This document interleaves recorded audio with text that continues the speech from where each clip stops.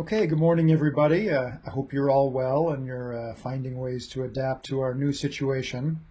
I don't have any PyroSim tips or tricks for you this morning. If you have any questions, please feel free to type them into chat. Just a reminder that I'll be holding office hours immediately after lecture this morning. So if you do have longer questions about the final project or any material from the course, please stay on the stream and ask your questions then. Okay, we started in last time on our last theme of the course, evolving bodies and brains. As I've mentioned before, one of the unique aspects of evolutionary algorithms compared to other machine learning methods is an evolutionary algorithm can be broadened, and we can place not just the neural controller of the robot under evolutionary control, but also aspects of the robot's body. And somewhat surprisingly, way back at the beginning of the field in the 1990s, a computer graphics researcher named Carl Sims successfully created an evolutionary algorithm, wrote his own physics engine, and started to evolve bodies and brains of virtual creatures in that simulator. And that's what we were talking about last time. We watched a video of some of his wild and wacky evolved creatures, which were evolved on a supercomputer. And we ended last time by thinking through the genotype that describes any one of Sims's virtual creatures. And just as a reminder, these genotypes are nested directed multigraphs, and we'll actually unpack that term today. And the phenotypes are not that different from what you're working on in your final project, connected virtual objects in a physics engine. The genotype to phenotype mapping, the algorithm that translates the genotype into the phenotype, is recursive in the sense that we start, in order to construct a phenotype, we start by visiting one node in the genotype graph. That node has a series of labels or information associated with that node that tells us how to construct a particular body part. And as we travel along edges, there are additional labels that tell us how to change aspects of that object when we follow along one of those edges and arrive at another node and construct that new object. The size, position, and orientation of that object is going to be relative to the one we left, and the relative change is going to be dictated by information in the edges. So as we can see, this process is recursive. We can, for example, leave a node and come back to a node. We can start at a node, follow that edge, follow the next edge, and once we've reached the recursive limit, which is stored in an integer associated with the node, once that recursive limit goes to 0, we backtrack through the edges that we followed back to an original node, and so on and so forth. Okay, so normally when I hold this, when I give this lecture in class, I would ask you to turn to your neighbor and take any one of the 12 virtual creatures that you see here, and to get out a piece of pen, get out a pen and paper, and see if you can write down the nodes and edges that would describe this creature. I don't assume that you can write down all of the node labels and all of the edge labels. But let's try this exercise anyways. So at home, please find a pen and paper or open a Google Draw if that's easier for you. Pick one of these 12 agents and see if you can write down the nodes and edges that describe it. I'll just give you a hint about how this works. Let's take virtual agent number 3 here. Even just through visual inspection, you can see that virtual agent 3 probably has one node describing this single body object. And then it seems to have two bilaterally symmetric wings or fins. So we can imagine a second node, not unlike in the insect virtual creature here, a second node describing the fin parts. We can assume that the recursive limit, or we can infer that the recursive limit on this fin node is probably 2. We visit it once. There is probably a self edge that goes from the fin node back to the fin node.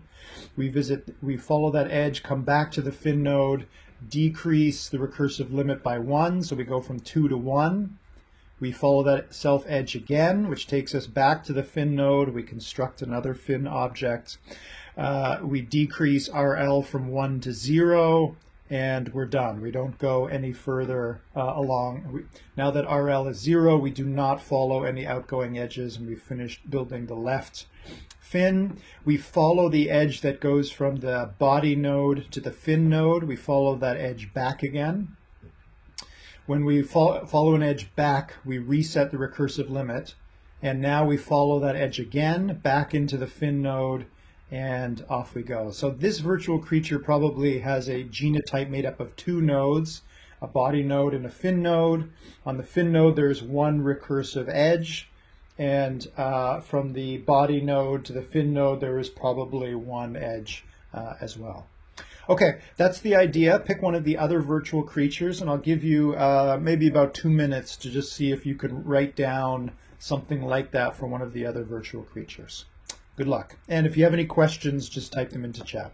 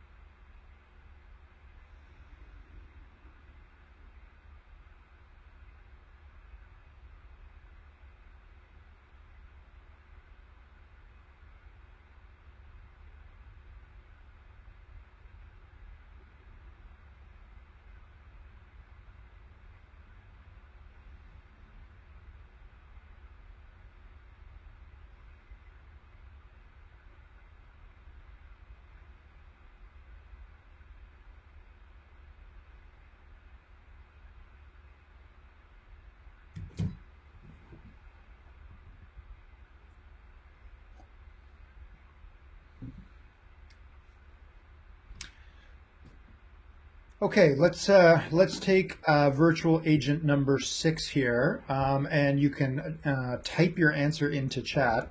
How many nodes do you believe exist in the genotype for describing virtual agent number 6?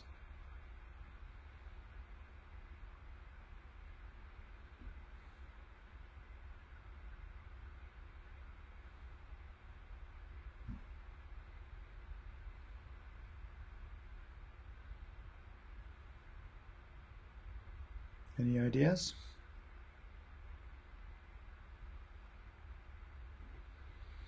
So not 8 nodes. You can see that there are a few objects that look similar to one another in virtual agent 6. How many nodes do you think you need in the graph to describe virtual agent 6?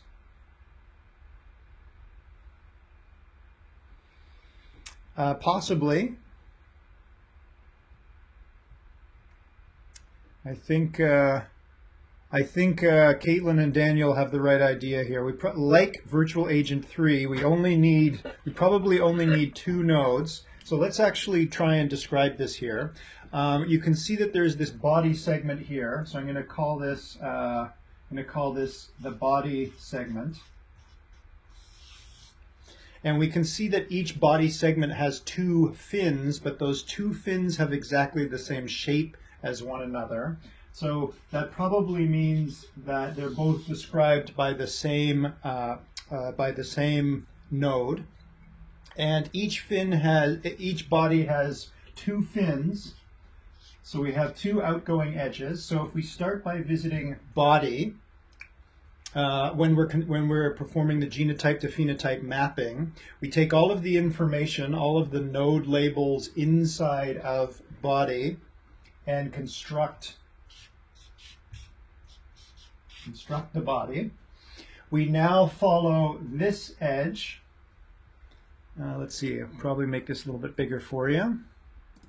Might help.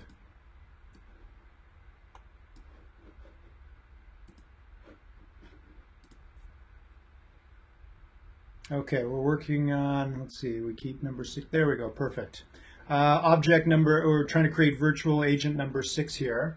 So we visited body, and we've created, I'm going to actually enumerate this so we can follow along. So at step number 1, we created this object. We then followed this edge here, which contains information about how to alter the position and orientation and size of this object to fin, and that probably describes how to build this fin object. So you can see that this rectangular solid has a different position and orientation compared to this object. So we've now built the fin, and there's nothing attached to this fin. So fin probably has a recursive limit of 0. I think you can see that. So we're done visiting there, and so we backtrack along this edge, and we're now back at body, and we follow the other edge that we needed to follow. So now we're going to follow this edge to fin again, and this edge contains other information. I'm going to represent this by a delta. Delta means change. It contains different changes to the position and orientation and size of the main body, which will construct this fin.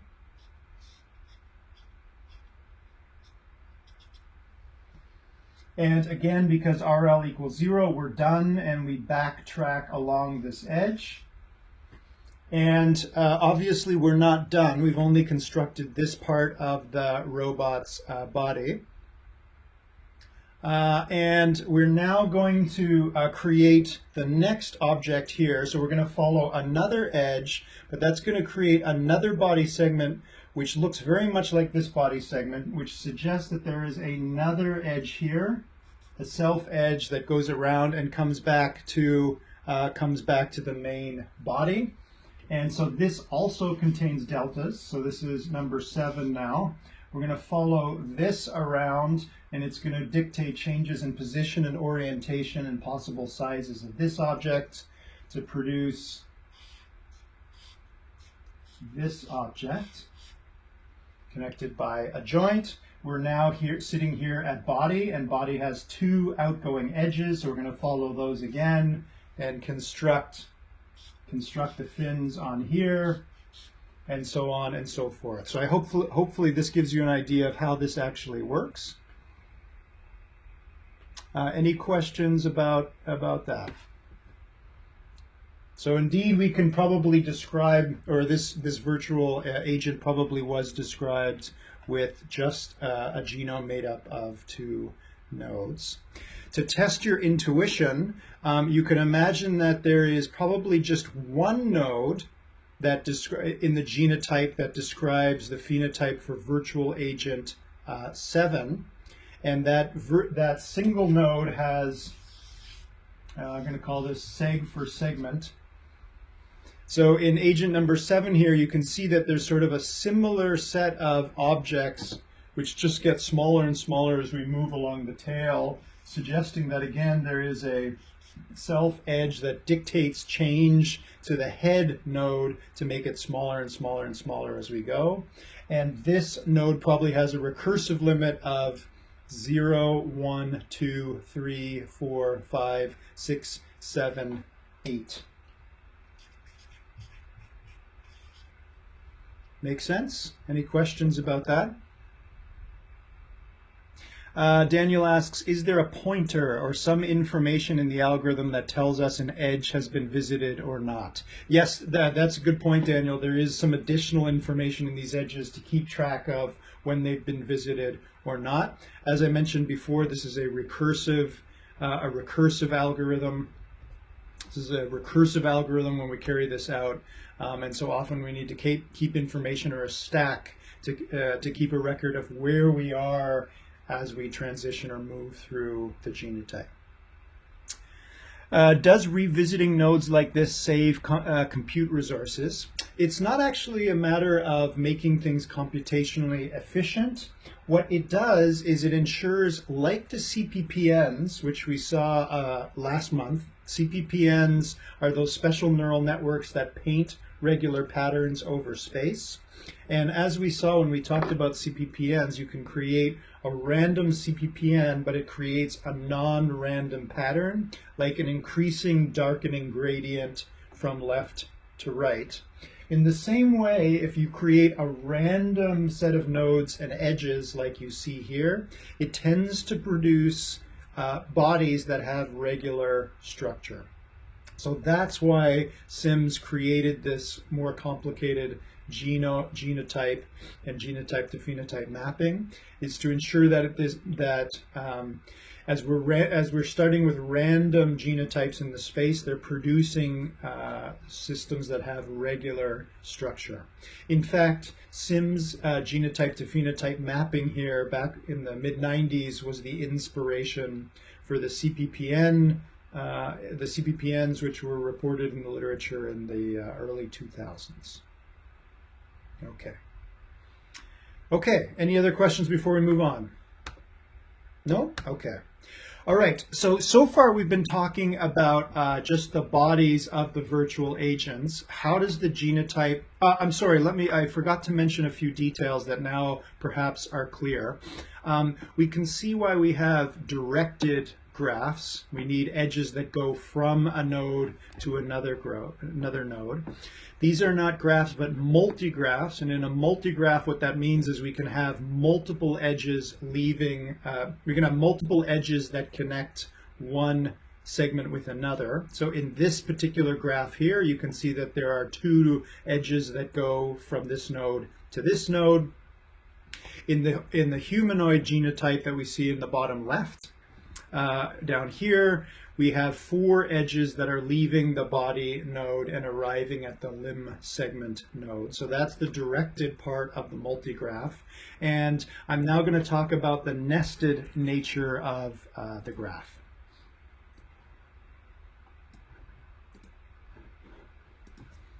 Okay, and the nested nature allows us to encode not just the body of the robot, but also its neural controller. So inside each node of the genotype, which you see on the left, there are additional nodes stored inside that node.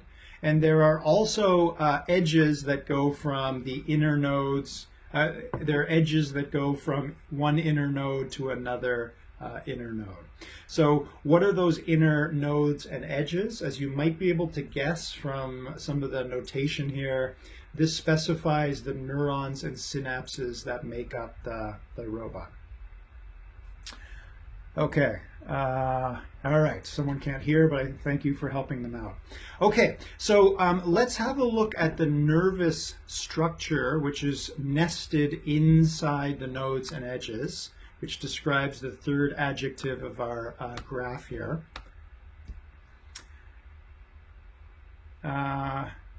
Some people can hear and some people can't. As mentioned in chat, just refresh your stream if you can't hear.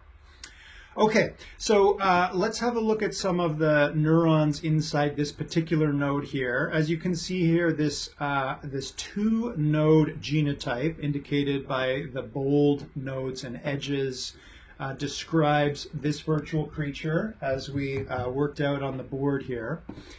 We see that there are 2 neurons that have labels called J0 and J1.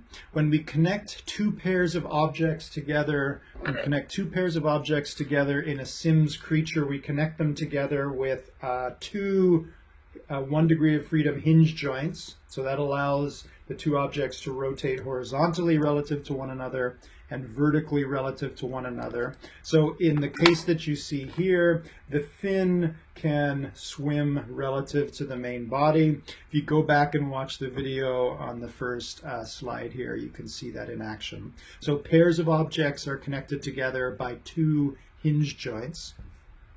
J0 and J1 record the angle of the 2 joints that connect the fin to the main body, or the fin to the main body. E0 and so these are our two sensor neurons here. E0 and E1 correspond to effectors, just another name for motors. Effectors effect change on the robot, cause the robot to swim. And so E0 and E1 will emit numbers, and those numbers are going to apply forces to the two hinge joints, causing the fin to move relative to the main body. Okay.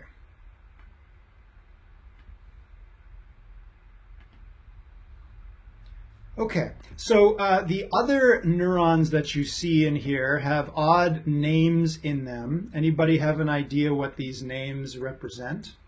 What do these names mean? So we just described the sensor neurons, and we just described the motor neurons over here. The thin arrows represent synapses connecting neurons together. What does SAW and MEM and ABS probably mean?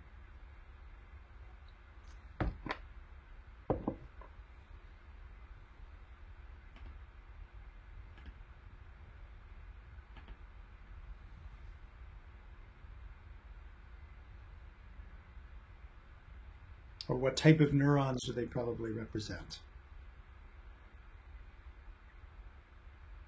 Yeah, abs is absolute, M is memory. Absolute is a function of what?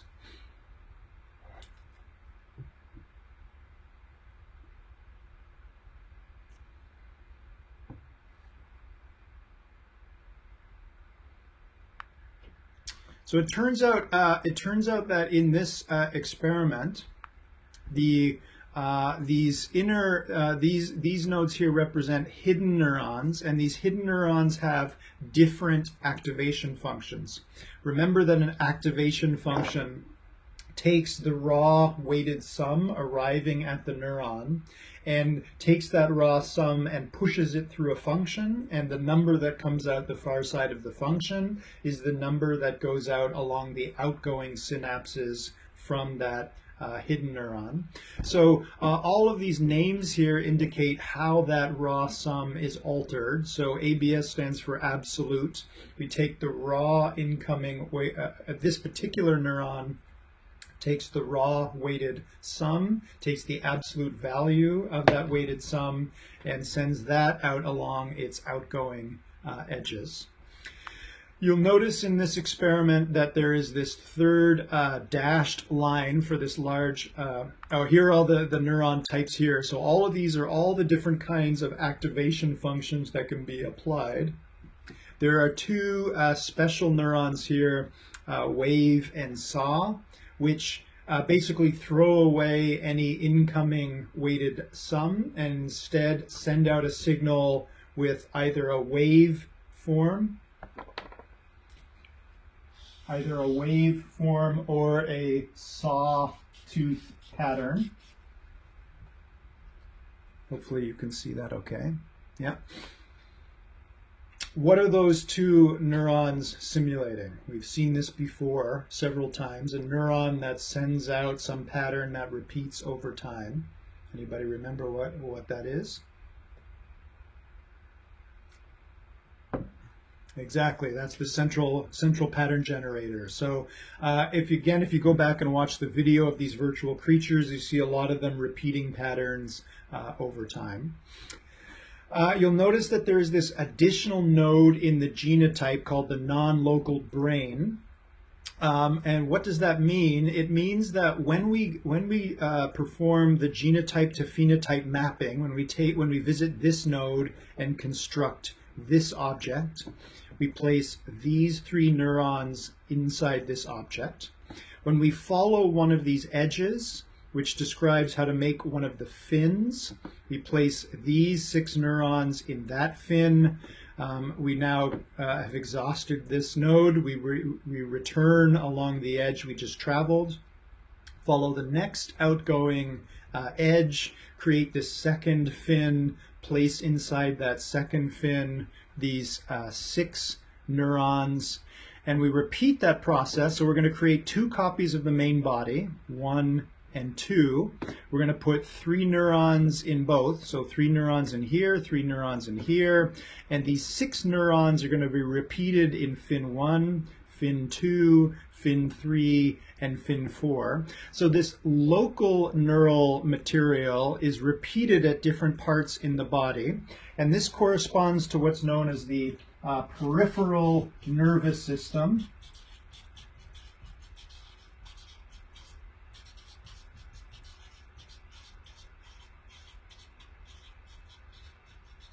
So as you can tell from the name, this is all parts of your nervous system that are distributed throughout the body, and a lot of the neural circuits in your hand and fingers are obvious. Those neural circuits are obviously repeated in your other hand and your other fingers. However, we also have a central nervous system, otherwise known as the brain. And so in this case, in the genotype, we can specify, or evolution can specify and then mutate the peripheral nervous system. But we can also store in this special node, which is not turned into an object, the central nervous system. So these 3 neurons, SAW, WAVE, and ITP, are added just once to the body, and they send outgoing synapses to different parts of the peripheral nervous system. So I'm going to click back and forth between these 2 slides, and you'll notice, for example, this 6 neuron set appears here. It's hard to see where the effector neurons are, but you can see it repeating in different parts of the body. There's fin 1, fin 2, fin 3, and fin 4. And here, these are the effector nodes over here. They just don't have an E associated with them. So here's the local neural structure that's in fin 1.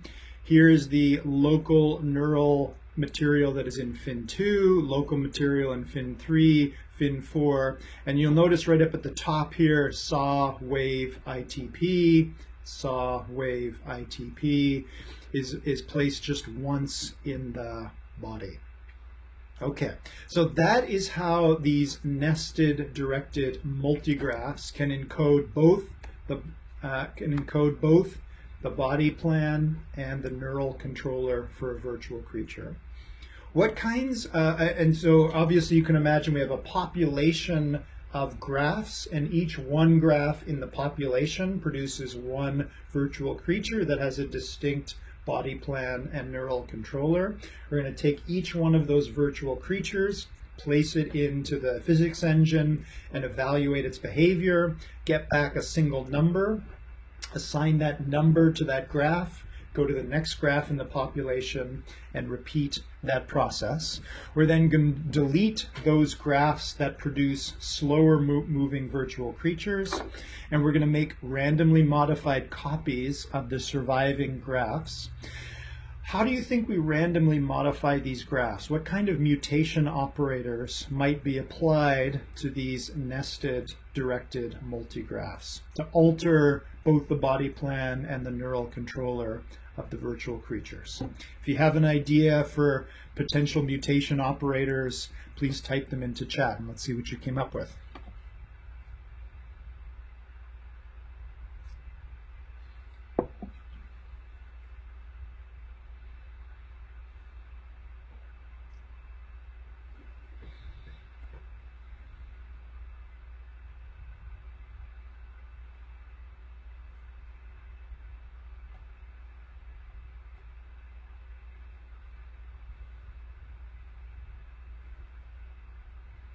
What are some of the ways that you might go about randomly altering these genotypes to alter the body plan and/or neural control of these virtual creatures?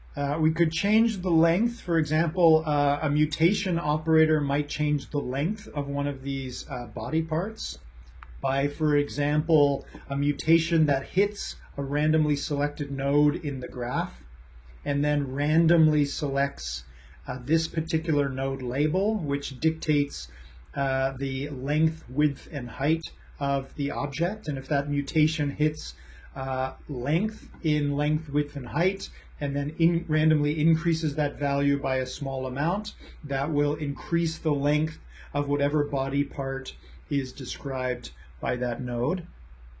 Change the activation function, exactly. So a mutation could fall, for example, on this neuron here and might erase WAV and replace it by some other function chosen randomly from the set. So that would change the brain of the virtual creature but leave its body unchanged.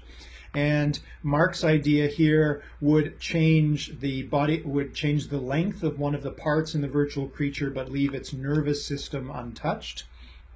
Daniel suggests select a neuron and replace it with a different type of neuron. Exactly, same idea. So you can imagine mutation operators picking either a node at random, an edge at random, or a nested node or edge at random and altering brain and body. What would happen if we randomly created a new node and added it to this graph and then randomly connected that node, randomly selected one of the existing nodes and connected with an edge to the new node? What effect would that have on this new virtual creature?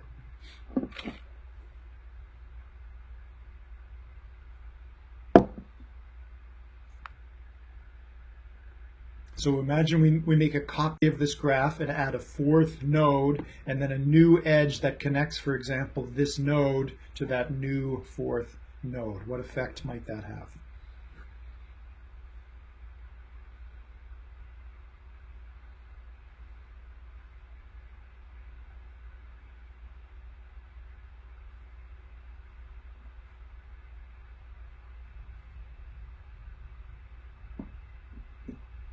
It would modify the shape of the robot, yes? In which way? Exactly. So as Caitlin mentioned, it would add a new segment to our virtual creature. Okay, again, if you're interested in this project and want to build up more of an intuition for how this works, it's fun to get out some pen and paper and actually create some of these genotypes by hand and manually construct a phenotype from them. Okay. So we've seen, we have an idea now about how the genotypes encode bodies and brains, how mutations can alter body and brains. We know how to send those virtual creatures into a simulation and get back a fitness value. There were some other bells and whistles that Carl Sims built into his system. He included not just mutation operators which altered the genotype, but he also allowed sexually recombining genetic material from two parent virtual creatures to produce a child virtual creature. It's difficult to imagine how to take two of these graphs describing two parents and combine material from two of the subgraphs. So what Sim did was to create one operation called crossover, where you take the graph for parent 1 and arrange it in a one-dimensional sequence, as you see here. Take parent 2 and take its graph and similarly arrange all of the nodes in a sequence. And then we can construct the child genome graph by starting at node 1 and picking one of the two parents. In this case, we pick parent 1 at random. We start to move from left to right and we copy all nodes and edges that we find into the child, and at some random point we flip a coin. Heads, we stay with parent 1. Tails, we switch to parent 2, and now we start moving from left to right along the parent graph, copying nodes and edges into the child graph. Every once in a while we again flip a coin. Heads, we return to parent 1 and continue copying nodes and edges from parent 1. This is otherwise known as multi-point crossover, and you can see why.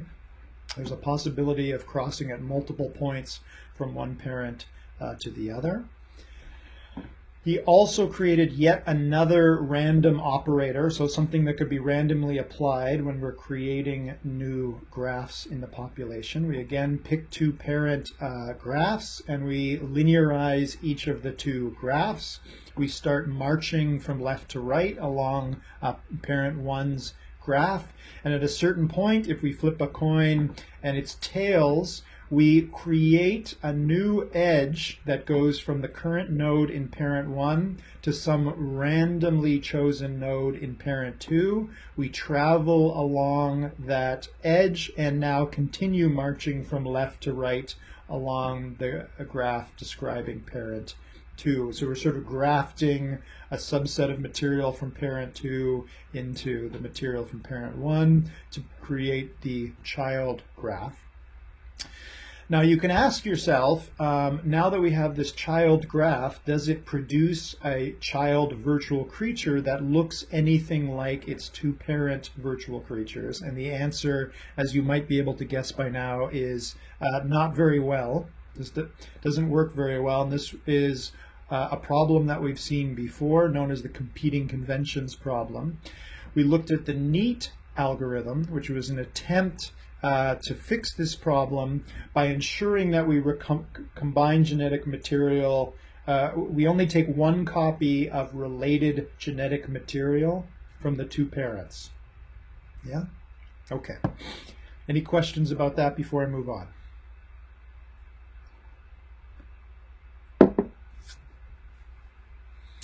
Mark asks, how do you ensure that there are equal number of nodes between parents and child? Well, one of the nice things about the genotype mapping one of the nice things about this mapping is that we don't need to ensure the same number of nodes. As we saw in this example here, we have 3 different virtual creatures and they have different numbers of nodes. You can imagine, it might be interesting to think about what happens if you take a subset of nodes and edges from this graph and combine them with a subset of nodes and edges from this graph. We're going to get a part humanoid, arachnoid virtual creature. We don't.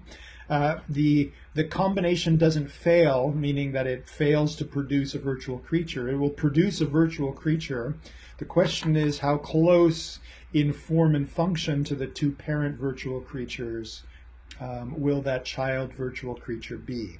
If it's very different from either parent, and by definition both parents have survived in the population to produce an offspring, so both of these parents must have high fitness, but it's very hard to guarantee that a child that's very different has a very different form or structure, and therefore function, the way it moves.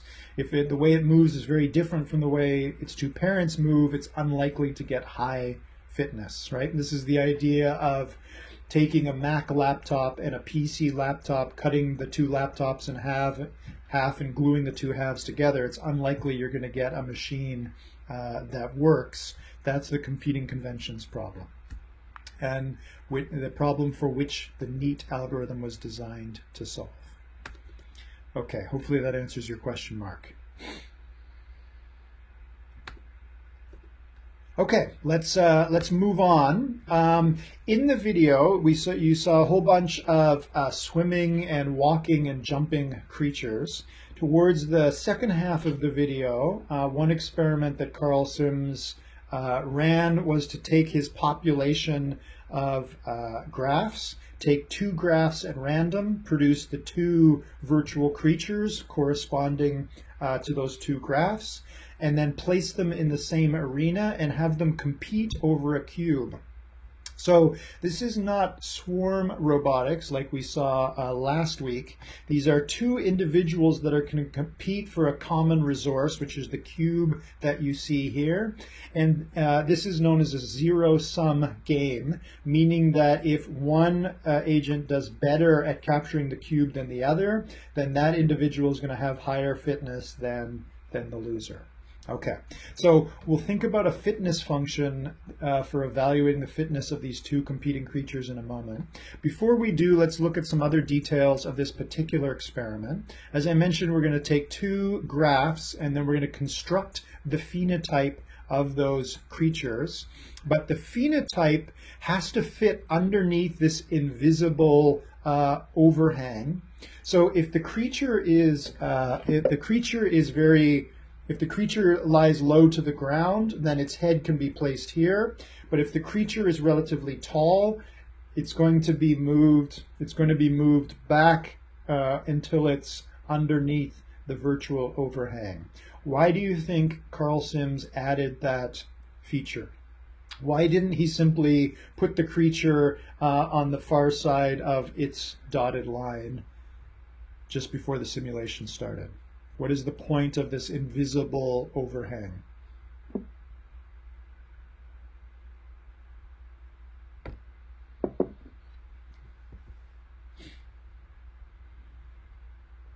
Any ideas?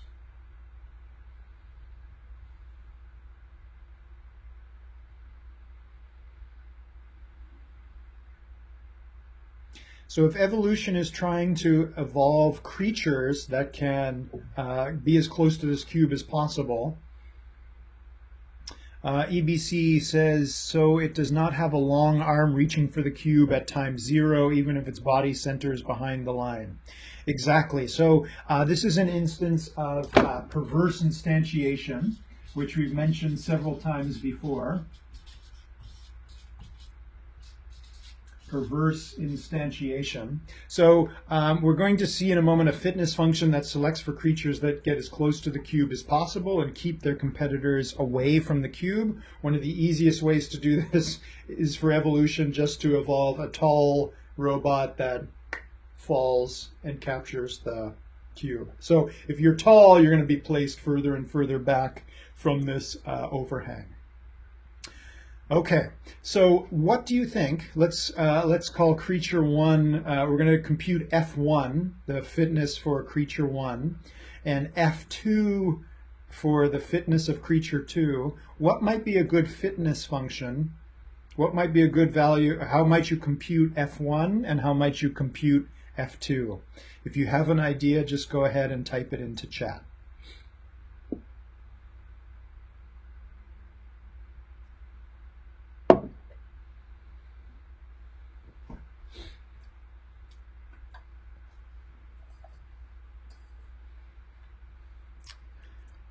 We could compute, for example, the time taken to reach the cube or how quickly you reach the cube. So that's great for you if you're creature 1.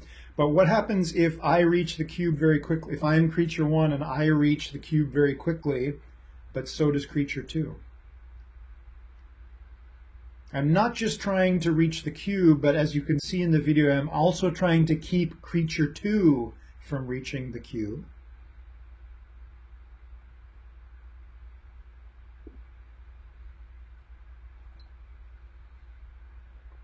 So F1 will probably be should probably be a function not just of the behavior of creature 1, but also the behavior of creature 2. Yep. So these are some good ideas here in chat. So definitely how close you are to the cube. But how do I combine features of both behaviors to compute F1, for example? Like who spends the longest time and is the closest to the cube. Yeah, that makes sense. Time plus contact with the cube, which again is good for me. However, it's possible for both creatures to be in contact with the cube. So if I'm in contact with the cube for a long time, but I also ensure that creature 2 is not in contact with the cube, that's better than another creature which just maximizes the time that it's in contact with the cube and doesn't care whether the other creature is touching the cube or not.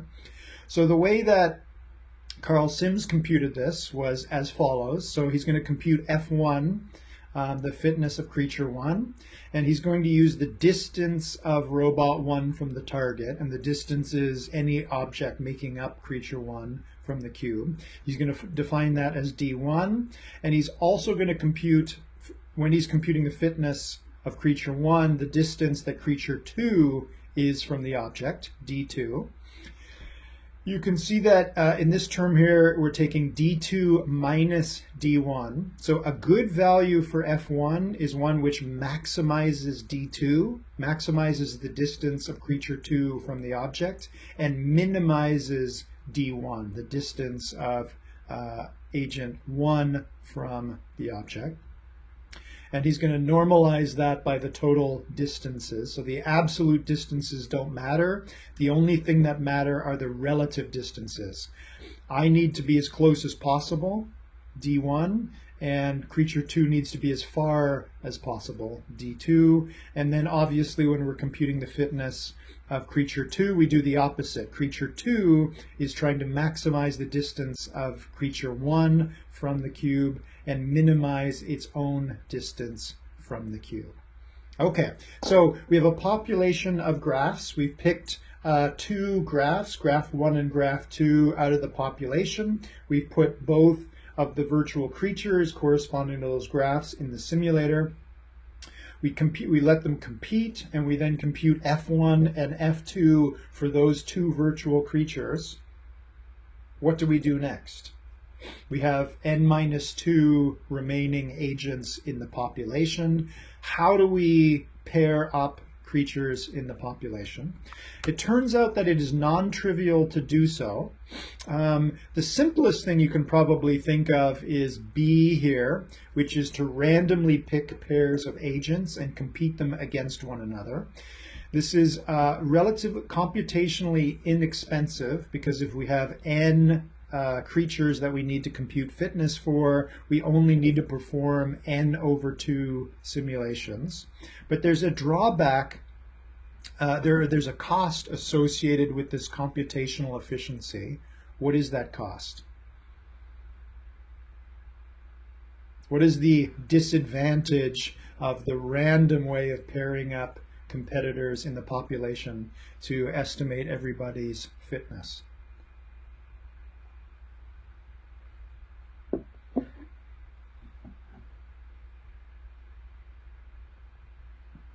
If you have an idea, go ahead and type it into chat.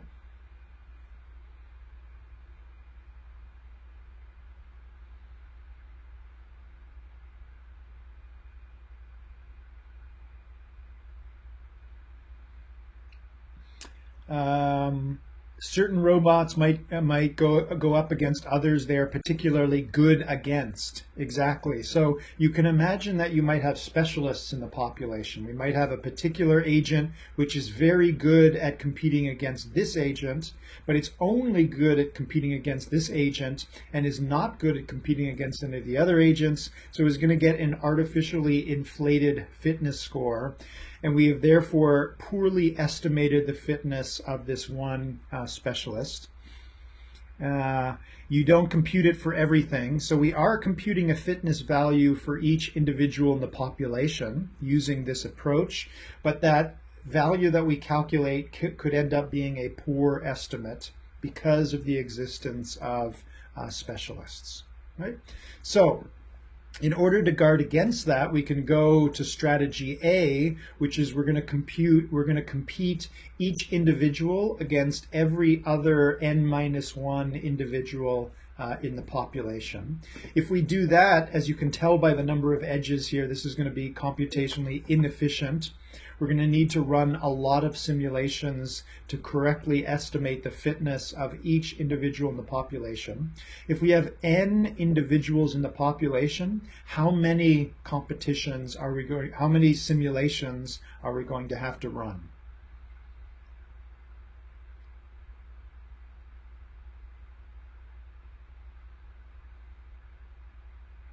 Okay. Think about that. See if you can write down in chat a function as write down an equation as a function of n for how many simulations we need to perform.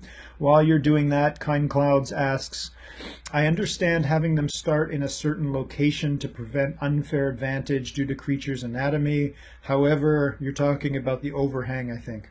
However, in real evolution, those physical attributes is what determines its fitness. So if I have longer arms than you, it's unfair, sure. However, that was part of my evolution. So although unfair, it's what the creature was born with, should determine its fitness. Very good point. So in evolution, there is no such thing as fairness. And if long arms produce successful give you a competitive advantage, then that should absolutely be what you do. In this experiment, however, without this invisible overhang, that's all you get is long arms that passively fall onto the cube. So Sims wanted to see what other kinds of solutions might evolve other than falling arms. And in order to do that, he placed this overhang. So by doing so, he obviously made his algorithm slightly less like real biological evolution. And the idea was to try and get lots of diverse solutions. Good point, Kind Clouds. So a few guesses here about how many competitions we need to perform if we have n individuals. These are close, but not quite.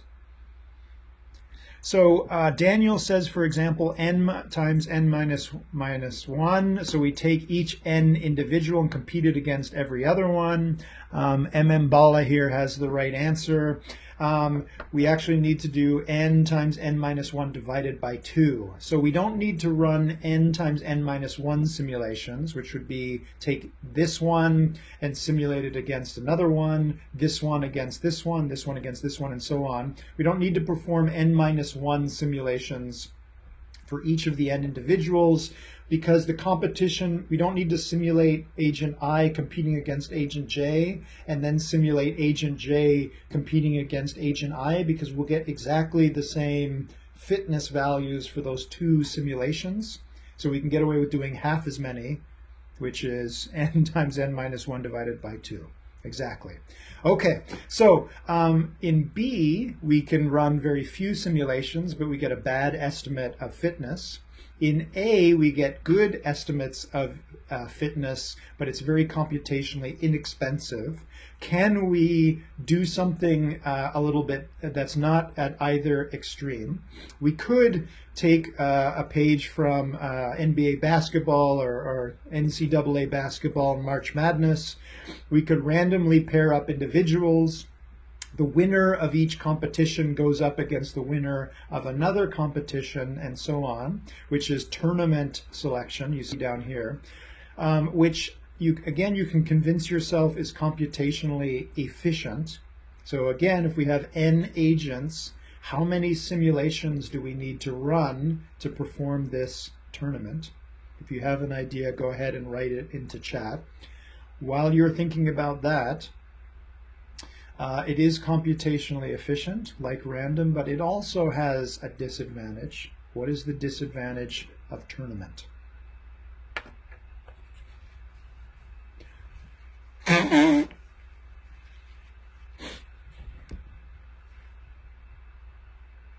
Yeah, log 2 of n, or n minus 1, log 2 of n is the depth of this tree.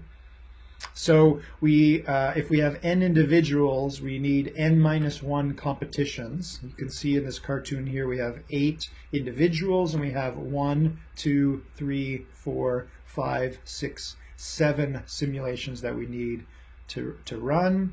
And Daniel has correctly identified the problem with tournament, regardless of whether we're talking about virtual creatures or basketball teams, is that, again, we might have one individual who's actually very good, could be the second best individual in the population. But if the second best individual gets randomly paired up against the best individual, it's knocked out in the first round of the competition and is assigned an unfairly low, or an inaccurate low value. So all three of these ways of computing the fitness of all individuals in the population have various disadvantages. So Carl Sims actually went with strategy D in the bottom left here, which he called all versus best. And the way this worked is that in the very first generation, when we have n random individuals, he did all versus all, which is computationally expensive.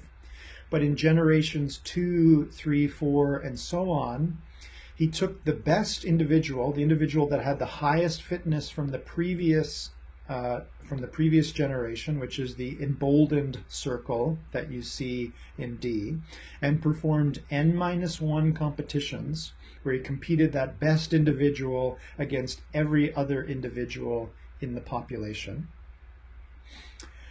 And that would give a very good estimate of the fitness for all individuals in the population. It gives a good estimate for the best individual because we're basically averaging its fitness against all other competitors. And we also get a pretty good estimate for the incumbents, the challengers, the ones that are trying to beat the best. Because if they do poorly against the best, that's probably a pretty good estimate of their fitness. And if they do well against the best individual, that's probably a good indication of their fitness.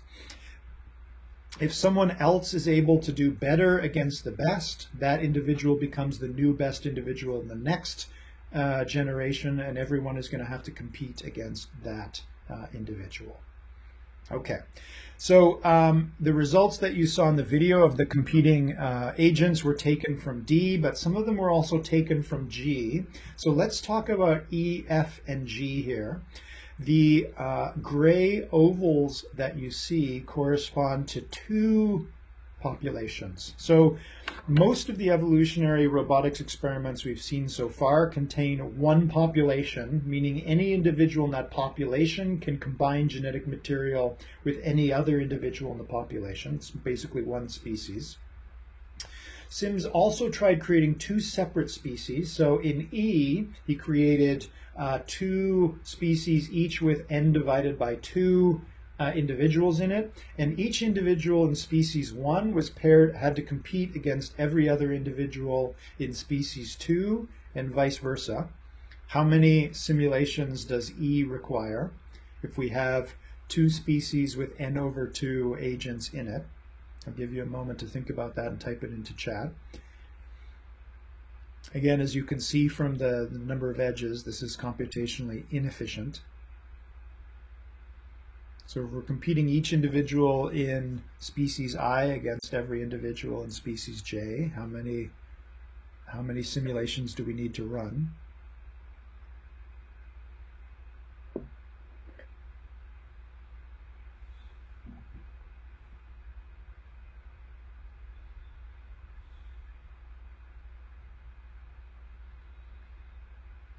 N to the power of 2.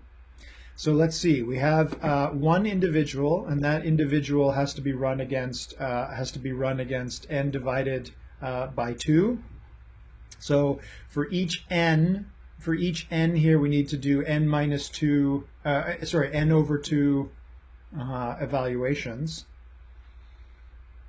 n/2 divided by 4. All right, I will leave this as an exercise for the user. For the listener here, each individual has to be computed against n-2.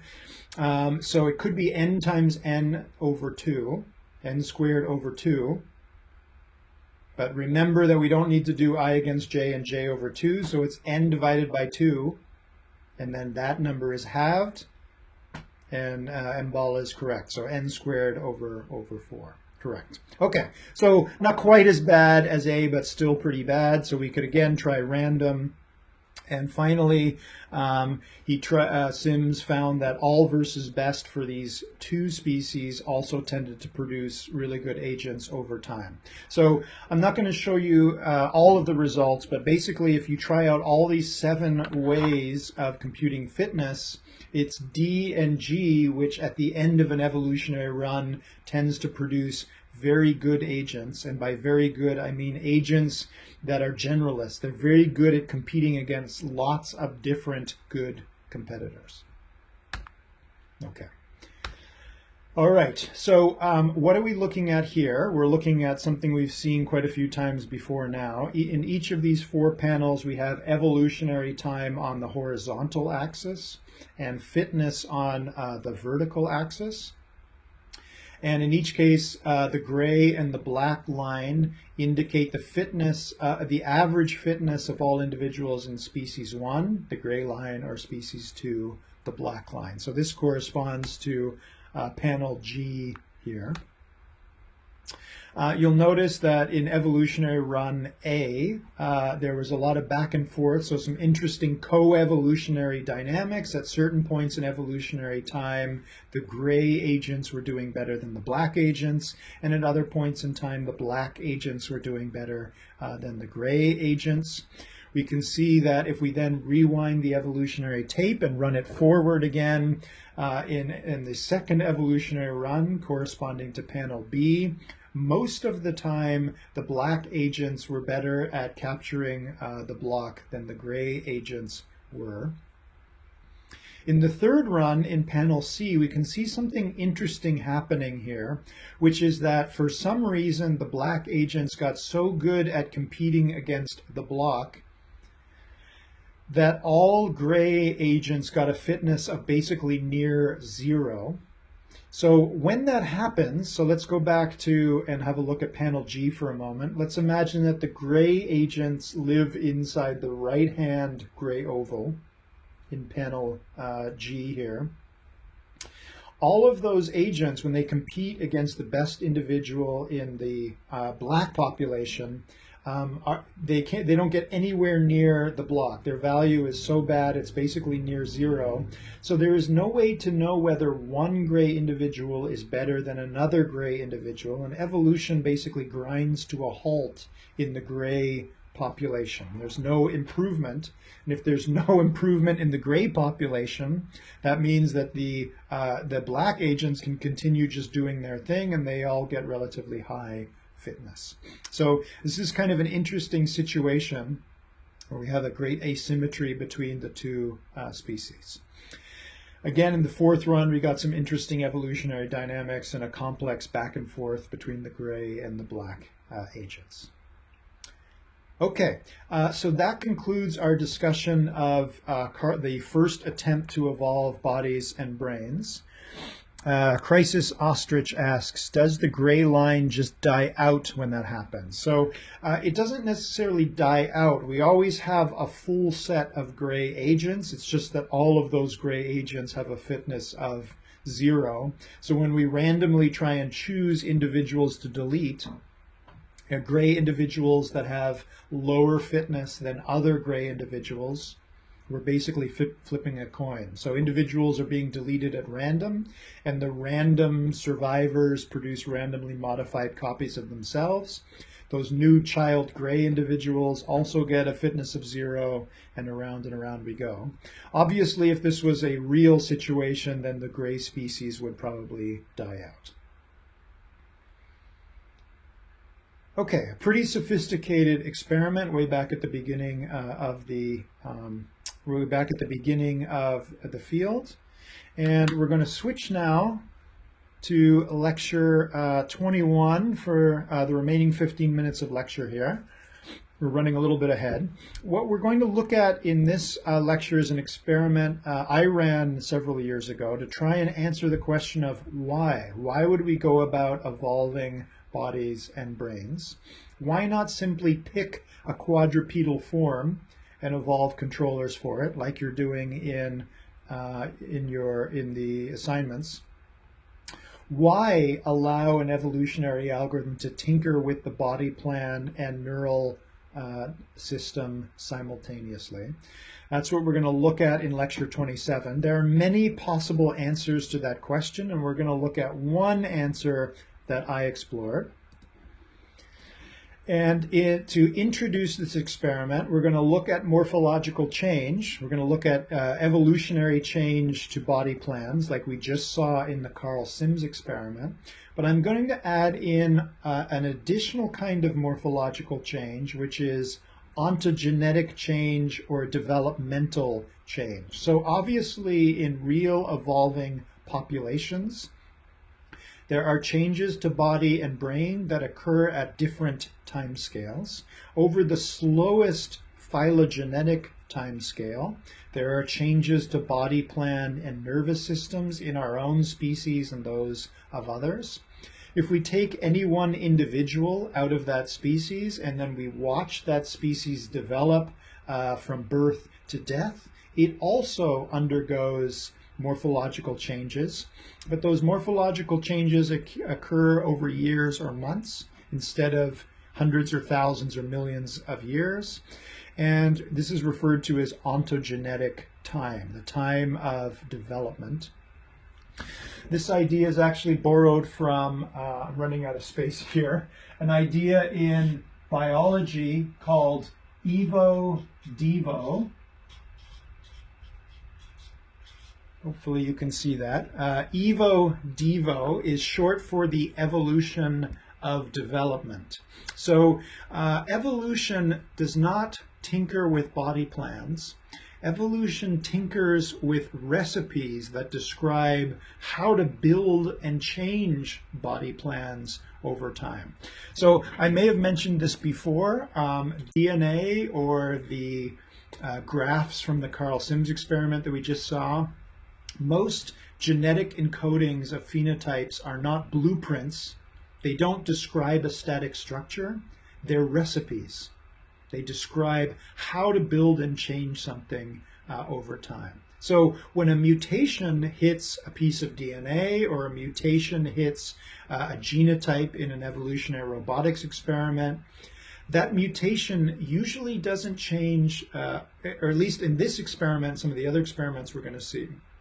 This experiment and in real biology, a mutation doesn't change a part of the body or a part of the brain. It changes some aspect of how body and brain change. So throughout this experiment, which we'll start talking about today and finish on Tuesday, I want you to keep that in the back of your mind, that we're thinking about change at 2 time scales.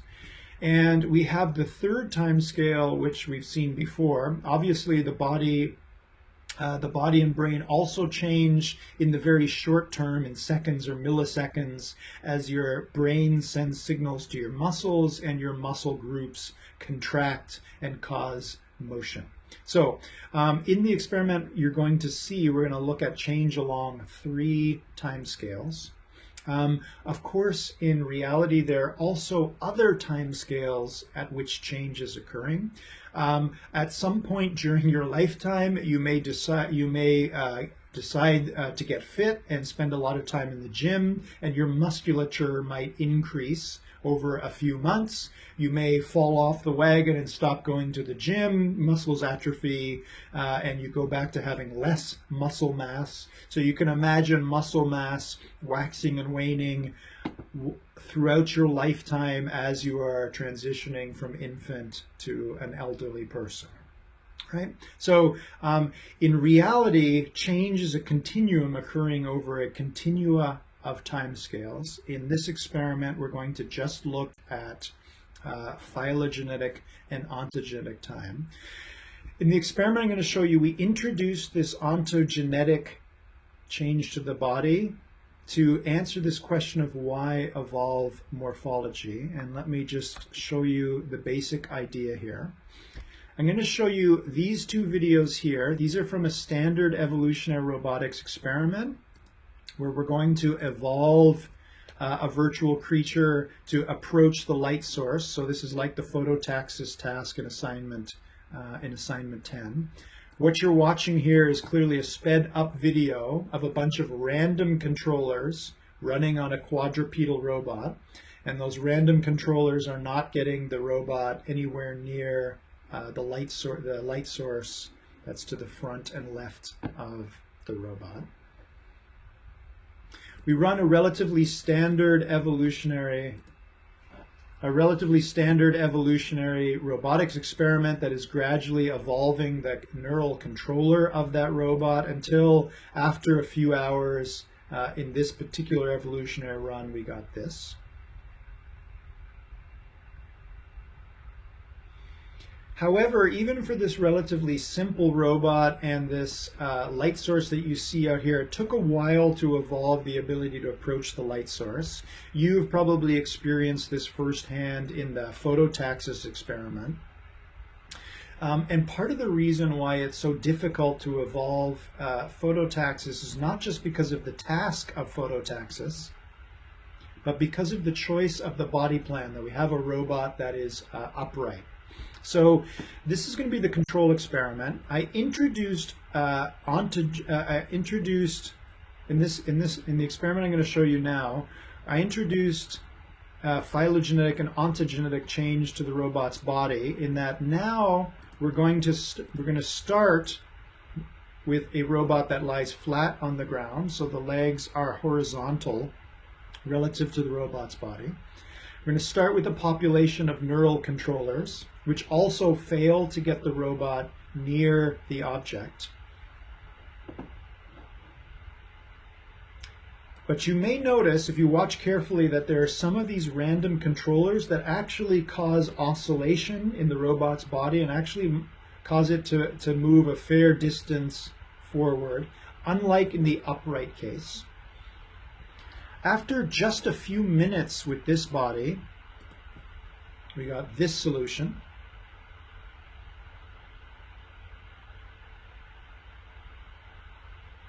So it took many fewer generations to evolve this controller than it did to evolve this controller. Why? Why was it much easier for evolution to evolve phototaxis for the flat robot compared to the upright robot? If you have an idea, go ahead and type it into chat.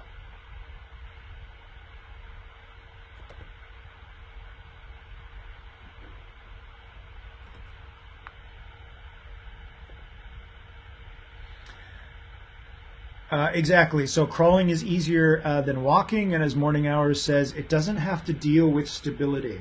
So by choosing a particular body plan, one in which the agent is lying flat, we have made things easier on evolution.